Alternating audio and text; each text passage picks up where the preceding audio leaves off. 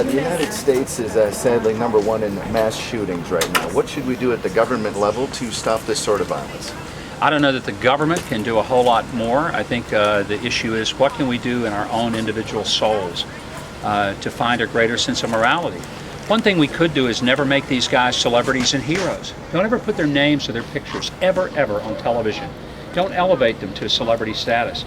This particular shooter in Oregon, that's what he wanted, and in many cases it's what he got. So he should never be referred to by name. And rather than tinker with the Second Amendment, I don't think we want to tinker with the First either, but we ought to do that not as a government action. We ought to do it because it's the responsible thing to do, and I think the sheriff in Oregon was dead right. Don't give this guy attention that he wanted but does not deserve. And quick follow-up today, Senator Rand Paul mentioned doing away with no gun-free zones around schools. Thoughts on this? Well, every time we've had a mass shooting, and every one that the president referred to happened in a gun-free zone. What does that tell us? Well, it probably tells us that if you're going to be a shooter and you want to inflict the most carnage, you're going to go to the place where there's going to be the least likely resistance, which is a clearly identified gun-free zone. So maybe the idea that we telegraph and openly declare to potential murderers where they can most do the damage is maybe not the best idea we've ever had. Thank you. What needs to be done for providing more mental health facilities and care for people like this? Well, one thing, no one knows more about the issues that may be faced within a family than the family members. And if they don't step up and seek help for their own loved one that they live with, it's not as likely that someone else may catch it either. And I just think you ultimately have to encourage people to recognize the signs and symptoms and to seek help, knowing that there will never be a perfect solution. 700 people died last year because someone beat them up with their fist. And there are people who do terrible things. We'll never stop all of them unless we live in a perfect society with perfect people, and I don't see that happening. You alluded earlier to your debate a couple weeks ago. Yeah. What are you going to do in the October 28th debate to set yourself apart from your other candidates? Well, hopefully I'll get a few questions. I'd set myself apart just by being recognized by the moderator. I'm optimistic and I'm hopeful that CNBC will have seen the way that debate was conducted, and we'll have a much more substantive and responsible debate. I think because it's CNBC, they're going to focus on economic and business issues.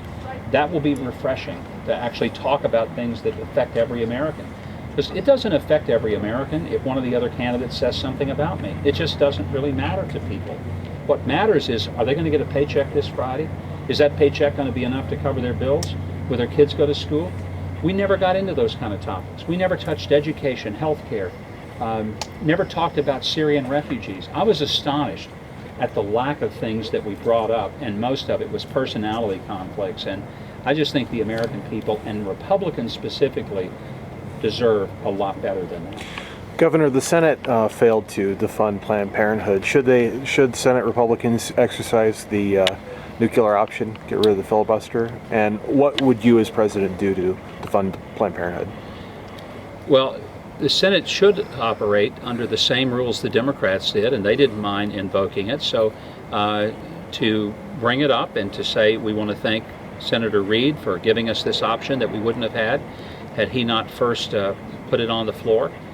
But I just want to remind everybody that defunding Planned Parenthood is a worthy goal that we should absolutely accomplish, but that's not enough, because that doesn't end the slaughter, the atrocity, the incredible carnage that we see from 1.5 million abortions every year.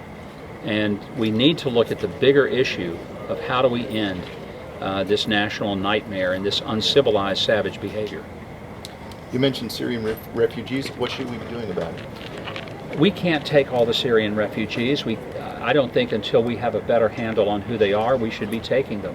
If we want to provide humanitarian assistance, that's one thing. But one of the things we've already known from the German reports that they looked at the people coming in, only 1 in 5 were even Syrian. 4 out of 5 of them weren't Syrian. They were adult men. They had nothing to do with Syria. They were making an economic decision to escape Turkey and Jordan and a lot of places. But just to say the door's open, everybody come, that's nonsense. I mean, that's a suicide on the part of the United States to do something like that. Thank you, sir. Thank you. Glad y'all came out today. Right here. All right. Thank y'all. It's something that we are enforced.